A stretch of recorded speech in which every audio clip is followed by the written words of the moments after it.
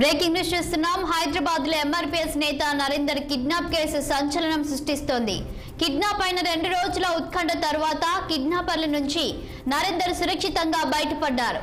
Kidnap అయిన 2 రోజులకు ఇంటికి చేరాడు. ఈ క్రమంలో కిడ్నాప్ కు సంబంధించిన షాకింగ్ విషయాలు వెలుగు చూస్తున్నాయి. నిందితులను పట్టుకోవడానికి పోలీసులు దర్యాప్తు ముమ్మరం చేశారు. నరేందర్ ను బంధించిన ఫామ్ హౌస్ ను పోలీసులు గుర్తించారు. శంషాబాద్ ధర్మగిరిగుట్ట ఆలయానికి దగ్గర ఉన్న ఫామ్ హౌస్ లో నిర్వాహకులు గుర్రాలు, కుక్కలను పెంచుతున్నట్లు నిర్ధారించారు.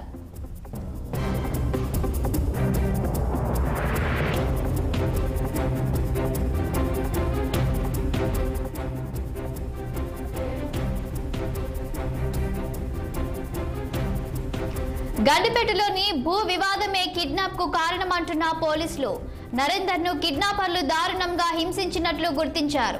నరేందర్ ని ఓ గదిలో బంధించి 20 కుక్కల్ని వదిలిపెట్టి చిత్రహింసలు పెట్టినట్టు తెలుస్తోంది.